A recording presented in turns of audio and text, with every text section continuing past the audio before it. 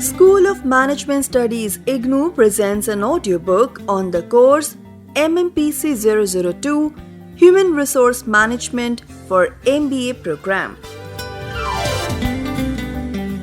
Presenting Block 4 Employer-Employee Relations, Unit-14 Unions and Associations, Part 2.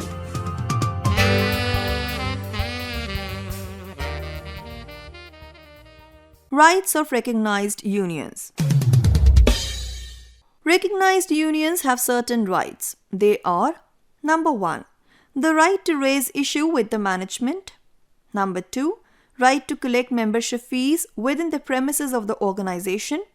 Number 3, ability to demand check-off facility. Number 4, ability to put up a notice board on the premises for union announcements.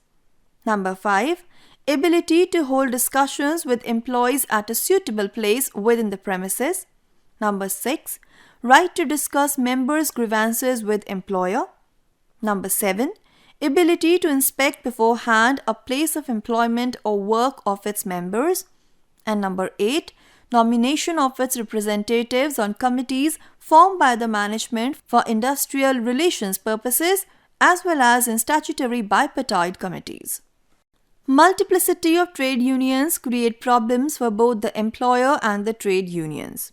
Therefore, recognition of a trade union as negotiating agent is a business necessity. Sooner a central legislation is passed and industry and business houses start dealing with recognized unions, better it will be. Such a device is beneficial for both the employer and the trade unions.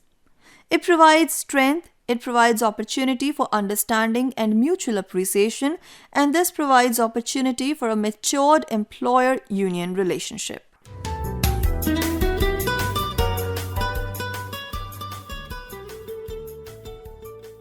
Problems confronting unions and measures to strengthen trade union movement in India. Over the years, trade unions in India have been taken for a ride by outside political leaders. In the process, the interest of workers and their aspirations have been totally neglected. The Trade Unions Act 1926 did not go for recognizing a representative union. As a result, multiple unions have cropped up, often with blessings from management and outsiders. The union finances have not been very sound in the beginning. The average membership figures for each union remain poor and have not improved. The forces of liberation unleashed in early 90s have strengthened the hands of employers in closing down unviable units. The new corporate mantras, productivity, performance, efficiency, survival of the fittest, have virtually pushed them to the wall where their very survival looks uncertain. Let's recount the factors responsible for their ever-increasing woes and depreciated status. Trade union leadership. The nature of leadership significantly influences the union management relations, as the leadership is the linchpin of the management of trade unions. The leadership of most of the trade unions in India has been outside leadership, mainly drawn from political parties. Reasons for emergence of outside leadership. Outside leadership has been playing a pivotal role in Indian trade union movement due to the inability of insiders to lead their movement. In view of low education standards and poor command over English language, which is still the principal language of labor legislation and negotiations, low level of knowledge about labor legislation, unsound financial position, fear of victimization by the employer, and lack of leadership qualities, outside leaders have come to stay. The main reason for this trend is that the Trade Unions Act 1926 itself provided the scope for outside leadership. Section 22 of the Act requires that ordinarily not less than half of the officers of the registered union shall be actively engaged or employed in an industry to which the union relates. Thus, this provision provides the scope for outsiders to the tune of 50% of the office bearers. The Royal Commission of Labour, that is RCI 1931, recommended for the reduction of the statutory limit of outsiders from half to one-third, but no efforts were taken in this direction. The evil effects of outside leadership. The evil effects of outside leadership analysed by National Commission on Labour are: Number 1. Outside leadership undermined the purposes of trade unions and weakened their authority. Personal benefits and prejudices sometimes weighed more than unions. Number 2. Outside leadership has been responsible for the slow growth of trade unions. Number 3. Internal leadership has not been developed fully. Number 4. Most of the leaders cannot understand the worker's problem as they do not live the life of a worker. Even though outside leadership is permissible in the initial stages, it is undesirable in the long run because of many evils associated with it. Political differences of leaders have been inhibiting the formation of one union in one industry. Most of the trade union leaders fulfill their personal aspirations with their knowledge and experience gained in the trade unions. Measures to minimize the evil effects of outside leadership. In view of the limitations of outside leadership, it is desirable to replace the outside leaders progressively by the internal leaders. The National Commission on Labour 1969 also stated that outsiders in the trade unions should be made redundant by forces from within rather than by legal means. Both the management and trade unions should take steps in this direction.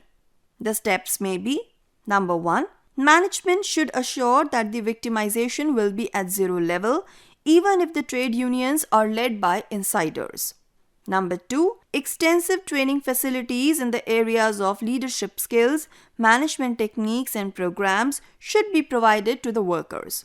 Number 3. Special leave should be sanctioned to the office bearers. Union rivalry has been the result of many factors, like the desire of political parties to have their bases among the industrial workers, person-cum-factional politics of the local union leader, domination of unions by outside leaders, attitude and policies of the management, that is divide and rule policy, and the weak legal framework of trade unions. Measures to minimize union rivalry. In view of the evil effects of inter-union rivalry and the problem of formation of one union in one industry, it may be necessary to consider the recommendations of National Commission on Labour 1969. The recommendations of NCL to minimize union rivalry are: Number 1. Elimination of party politics and outsiders through building up of internal leaders. Number 2. Promotion of collective bargaining through recognition of sole bargaining agents. Number 3. Improving the system of union recognition. Number 4. Encouraging union security. And number 5. Empowering labor courts to settle inter-union disputes if they are not settled within the organization. Multiple unions. Multiple unionism both at the plant and industry levels pose a serious threat to industrial peace and harmony in India. The situation of multiple unions is said to prevail when two or more unions in the same plant or industry try to assert rival claims over each other and function with overlapping jurisdiction. The multiple unions exist due to the existence of craft unions, formation of two or more unions in the industry. Multiple unionism is not a phenomenon unique to India. It exists even in advanced countries like UK and USA. Multiple unionism affects the industrial relations system both positively and negatively. It is sometimes desirable for the healthy and democratic health of labor movement. It encourages a healthy competition and acts as a check to the adoption of undemocratic practice authoritative structure, and autocratic leadership. However, the negative impacts of multiple unions dominate the positive impacts. The nature of competition tends to convert itself into a sense of unfair competition, resulting in inter-union rivalry. The rivalry destroys the feeling of mutual trust and cooperation among leadership. It is a major cause for weakening the trade union movement in India. Multiple unionism also results in small size of the unions, poor finances, etc. Union rivalry. The formal basis for trade union organization is provided by the Indian Trade Union Act 1926. The relevant article reads as follows: Any 7 or more members of a trade union may be subscribing their name to the rolls of the trade union and by otherwise complying with the provisions of this act with respect to their registration, apply for registration of the trade union under this act. This provision has led to the formation of multiple unions and resulted in inter-union rivalry in different industries. But the inter-union rivalry breaks the very purpose of the trade unions by weakening the strength of collective bargaining. On the other hand, the existence of a single strong union not only protects the employee interest more effectively, but also halts the various unproductive activities of the unions and forces the leaders to concentrate on the strategic issues. Further, it helps to bring about the congenial industrial relations by bringing about a system of orderliness in dealing with the employees and by facilitating expeditious settlement of disputes. The state of rivalry between two groups of the same union is said to be inter-union rivalry. Inter- and intra-union rivalries have been a potent cause of industrial disputes in the country. They are responsible for weak bargaining power of trade unions in collective bargaining. These rivalries are responsible for slow growth of trade union movement in the country.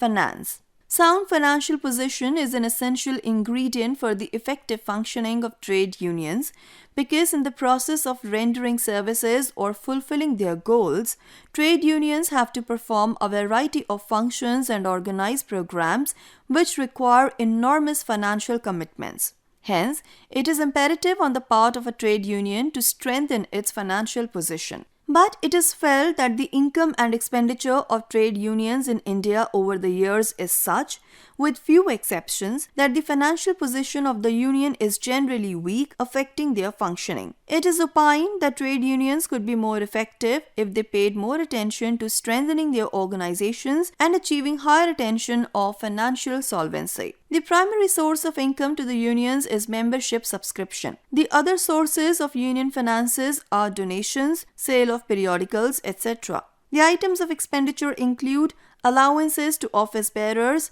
salaries to office, annual convention meeting expenses, rents, stationery, printing, postage, telegrams, etc.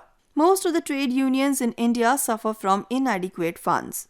This unsound financial position is mostly due to low membership and low rate of membership fee. Trade Union Act 1926 prescribed the membership fee at 25 paise per member per month. But the National Commission on Labour recommended the increase of rate of membership subscription from 25 paise to rupee 1 in the year 1990. But the government did not accept this recommendation. As the National Commission on Labour observes, an important factor limiting the effective functioning of unions in our country has been their financial weakness. In most unions, poor finances are the result of inadequate membership strength. This in turn can be traced to the small size of units. In a majority of unions, the rate of contributions required of members is also small. With a relatively low rate of unionization, total funds collected are small. The general picture of finances of unions is disappointing. The average membership figures of each union are quite depressing. In 1992-93, the average membership figure was 632, a steady fall from 3,594 per union from 1927-28. Because of their small size, unions suffer from lack of adequate funds and find it difficult to engage the services of experts to aid and advise members in times of need. They can't bargain with the employer effectively on their own. Heterogeneous nature of labor. Since workers come to the factory with varying backgrounds, it is difficult for them to put a joint front in case of trouble. Employers exploit the situation under the circumstances by dividing workers on the basis of race, religion, language, caste, etc. Lack of interest. For a large majority of workers, unionism even today remains a foreign issue. In fact, workers avoid union activities out of sheer disinterestedness. Those who become part of the union do not also participate in the union work enthusiastically. In such a scenario, it is not surprising to find outside political leaders exploiting the situation serve their own personal agenda. Absence of paid office bearers. Weak finances do not permit unions to engage the services of full-time paid office bearers. Union activists who work on a part-time basis neither have the time nor the energy to take up union activities sincerely and diligently. The other factors responsible for the unsound functioning of trade unions in India are: number 1, illiteracy. Workers in India fail to understand the implications of modern trade unionism. Their illiteracy, coupled with ignorance and indifference, account for the predominance of outside leadership. Number 2, uneven growth. Trade unionism activities are more or less confined to major metros in India and traceable only in large-scale units, especially cotton textile. The membership fees should be raised as the amount of wages of the workers increased significantly. The membership fees should be raised as the amount of wages of the workers increased significantly compared to the situation in 1926 when Trade Union Act provided for the collection of 25 paise per month per member as subscription fee. Even amended Rs 1 is not sufficient. Some other sources of finance may also be explored to make trade union financially healthy. Other measures. Number 1. Trade unions should extend welfare measures to the members and actively pursue social responsibilities. Social responsibility of trade unions should go beyond their limited constituency within members only. Number 2. The Trade Union Act 1926 should be amended and the number of members required to form a trade union should be increased from 7 to 50% of the employees of an organization. Similarly, the scope for the outside leadership should be reduced from 50% to about 10%. The membership subscription should be enhanced from 25 paise to 1% of the monthly wage of the worker. Number 3. Trade unions should make efforts to raise their declining membership, which is world-over phenomenon. Number 4. Trade union must broaden their base membership in unorganized sectors, which constitute about 92% of workforce, and IT sectors, BPO, call centers, where most of the employment is coming, attracting and retaining new breed of workers by monitoring them. Number 5. Trade unions must reorient themselves from political ideology obsession to business union partners in progress, sharing the gains. From protesting organization to partnering organization. From bureaucratic organization to democratic and service organization. From complacency to struggle, and from power hunger to service orientation. Number 6. Trade unions should be smart, IT savvy, online working to have connectivity to employees abroad as also international trade unions and other trade bodies. Number 7.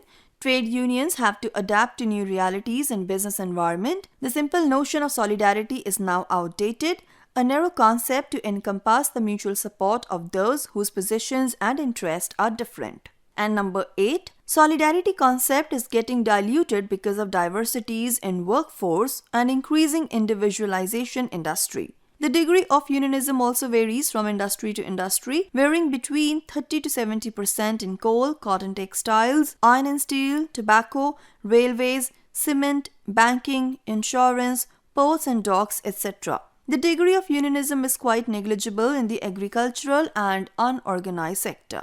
Measures to strengthen trade union movement in India. There are some of the measures to minimize trade union problems and to strengthen the trade union movement of India are: number 1. United Labour Front. Unions must put a joint front. Splinter groups, multiple unions dissipate their energies, dilute their power and reduce their effectiveness. trade unions should form a sort of labor party, and all the trade unions in the country should be affiliated to it. It gives adequate strength to the trade unions, both industry and parliament. Number 2, efficient leadership. Outside political leadership has developed due to the absence of internal leadership. Outside leadership is the main cause for the multiple problems of the trade unions. These problems can be eradicated through the development of leadership talents from within. Management should encourage internal workers to lead their own movement. Management and trade unions should provide educational and training facilities for the development of internal leadership. And number 3, membership fees. In order to make members updated, trade unions must organize continuous training and developmental programs. Future needs smart and responsive trade unions if they have to survive and thrive. The Trade Union Act should be amended in order to avoid dual membership. There should be legal provision for the recognition of the representative union, and unions should not intervene in day-to-day matters. They must focus on important issues affecting workers.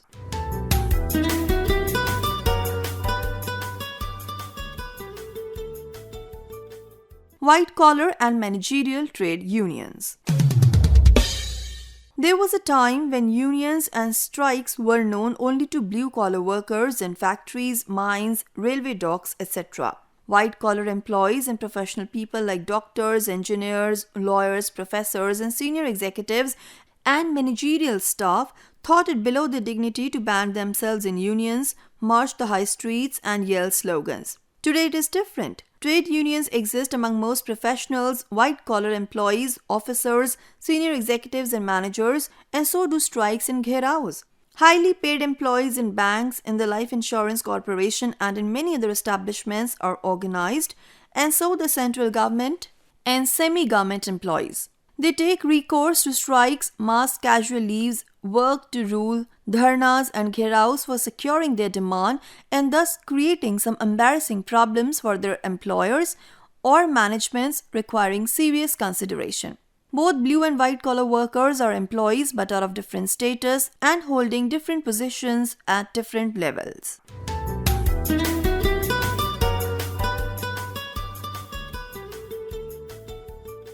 Why white-collar workers' unions? Seeing how unions of blue-collar workers had improved their service, employment and working conditions by bargaining collectively with their employers for better and regular payment of wages, bonus and other fringe benefits and job and social security, white-collar workers also started uniting and organizing themselves and forming their unions for fighting for better pay scales, more fringe benefits, internal promotion by collective bargaining, agitation and litigation. Other factors responsible for the growth of white-collar unionism are: Number 1. Denial of both job security and social security to them by their exclusion from the purview of labor laws like Industrial Disputes Act 1947 and laws relating to wages, bonus and social security against such social risk as sickness, maternity, premature death, and permanent or temporary disabilities caused by accidents, old age, and retirement. Number 2. Anomalies in pay caused by implementation of the recommendations of wage boards and pay commissions. Number 3. Nationalization and consequent rationalization of pay and perquisites. Number 4. White and blue-collar workers' unions are mostly registered under the Trade Unions Act 1926 and are generally known as workers' and employees' unions. White-collar workers' unions are registered either under the Trade Unions Act 1926 or under the Societies Registration Act 1860 and are known as employees' unions or employees or staff associations. Since the immunity from civil and criminal prosecution is provided to unions, its members, and office bearers for bona fide trade union activities under the Trade Unions Act, and as this is not specifically provided under the Societies Registration Act 1860, the white-collar workers' organizations registered as association under the latter act have to be selective in using pressures for getting their demands met. They generally take recourse to mass casual leave, work to rule, peaceful demonstrations and dharnas or hunger strike rather than to strike, picketing and boisterous agitation and demonstration. Number 5. Members of white-collar unions are more educated, knowledgeable, and intelligent, and therefore they are more capable in negotiating and bargaining for their demands. Their union leadership is therefore mostly internal or endogenous. As blue-collar workers are largely illiterate or low educated, the leadership is more than external than internal, as they require the help of the outsiders in bargaining for them collectively and representing them in conciliation, arbitration, and adjudication proceedings under the Industrial Disputes Act 1947. Number 6. Financially and membership-wise, white-collar unions are stronger than blue-collar unions. Small membership and poor finances make the latter more dependent on outside leadership and political parties for their day-to-day working, negotiations with employers, and conciliation and adjudication of their disputes. These outsiders may not work always entirely in the interest of workers. Increasing militancy of blue-collar unions could be attributed to some extent to their poor bargaining power and frustration.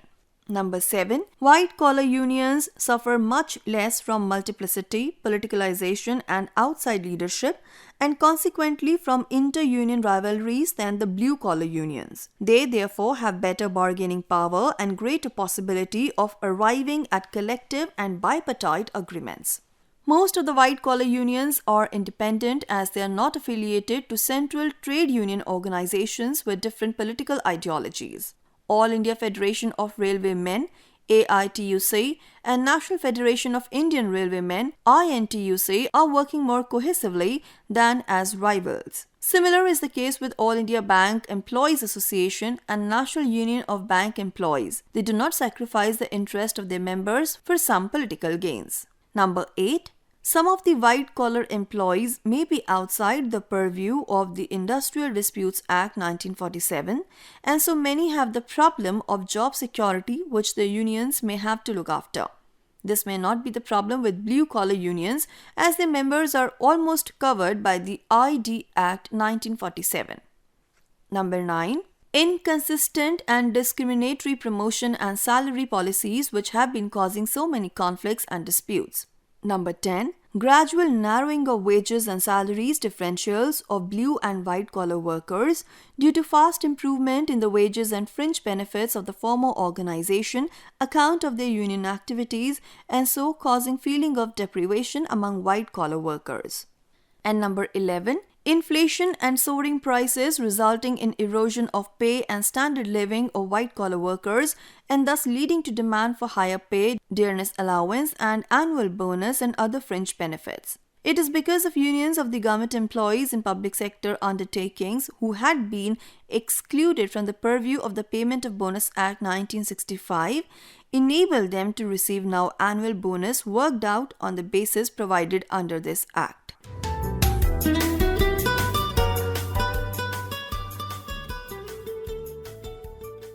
Distinguishing features of white-collar unions. There are some noteworthy features of unions of white-collar workers which distinguish them from that of the blue-collar unions. They are: Number 1. Managerial association. Managerial trade unionism is no longer a fiction but is an established fact. Though this phenomenon is more than 40 years old, it is yet to be considered as worthwhile to be concerned with either by the government or by the central bodies of trade unions or by academicians. The government could not enact a legislation concerning this aspect of trade unionism or could not introduce some procedure for redressal of grievances of the managerial staff. The central organizations of trade unions could have provided leadership or guidance for proper organization of such unions. The academicians, if they had wished, could have attempted an in-depth study of managerial unionism and workshops. It is only the corporate managements who could not ignore this happening. In fact, they are finding it difficult to develop working relations with their managers and other officers in the absence of any corporate or national policy on this subject. Number 2. Nature of managerial association.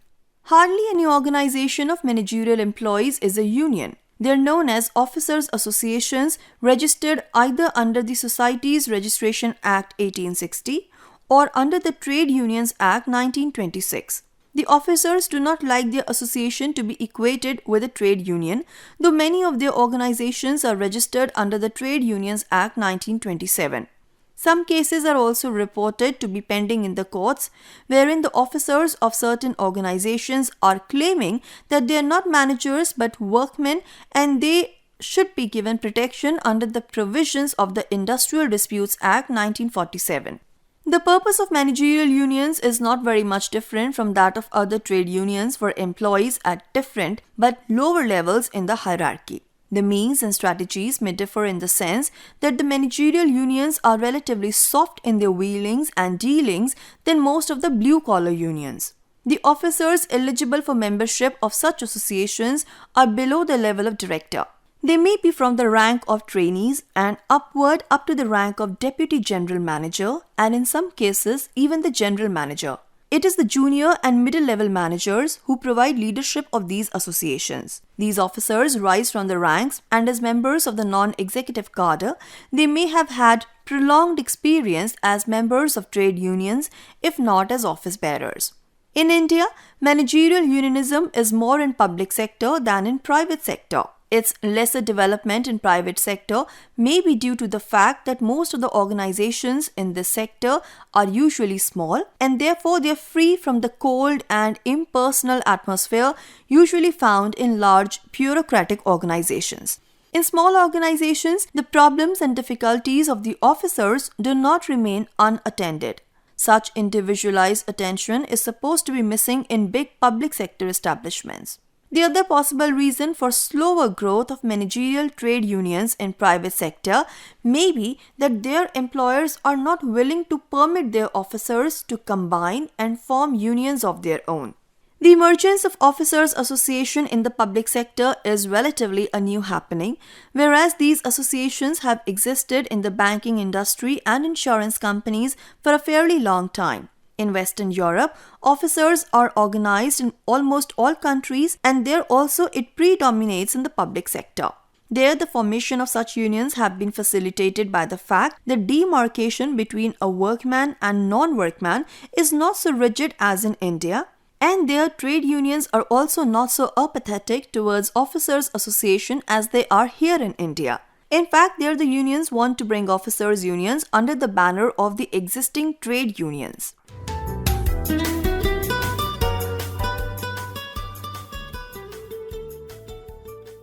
Why managerial association? Number 1. Feeling of relative deprivation has been an important reason for the officers and managers to organize themselves and form their associations for obtaining fair deal from their managements. There has been a feeling that as compared to unionized cadre of workmen and lower staff, they have been getting a raw deal. They complain about narrowing wage differentials generally. It is after the management had negotiated a settlement with the unionized staff and a settlement is arrived at, the ad hoc increase in emoluments is given to them unilaterally, which is usually less than the increase given emoluments of the junior officers and the wages of the senior workmen. Number 2. Feeling of insecurity is another reason for the growth of officers' unions. They do not have that enormous protection under the Industrial Disputes Act 1947, which is enjoyed by the employees covered by this act. They are left high and dry to fend for themselves. This has made them to realize the message of unite and organize to protect the interest of their membership through collective bargaining, a strategy of which efficacy has been demonstrated amply by the workmen and staff unions. Number 3. Growing harassment of managerial staff by their subordinates. The authority of the managers has been grossly eroded by the unionized workmen and staff. They are making it difficult for the managers to take work from them by being emboldened by the support from their union and protection they enjoy from labor legislation. Under pressure of the unionized staff, top management often fails to provide the required support to junior and middle-level managers. Even whenever they are assaulted by the workmen, the matters are hushed up for maintaining industrial peace. Managerial unions have been formed to pressurize top management to provide necessary protection against such harassment. And number 4, to be a third force between the working class and the management. Being denied the protection of labor laws and as well as of the privilege of a real manager, the junior and middle level managers have gone for the only option left to them, that is, the formation of the Officers Association. They would not like to be considered as part and parcel of either of the working class or the management, but as a third force between these two groups.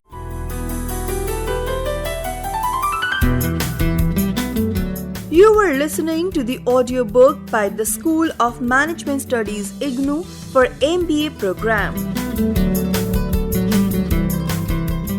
Course code MMPC 002 Human Resource Management. Course Coordinator Professor Nayantara Padhi from School of Management Studies IGNOU. Voiceover by Harpreet Kaur. Edited by Tarannum Jahan. Program assisted by Jagbandhu Jana. Program produced by Dr. Manoj Kumar Singh. This program was brought to you by Electronic Media Production Center of Indira Gandhi National Open University.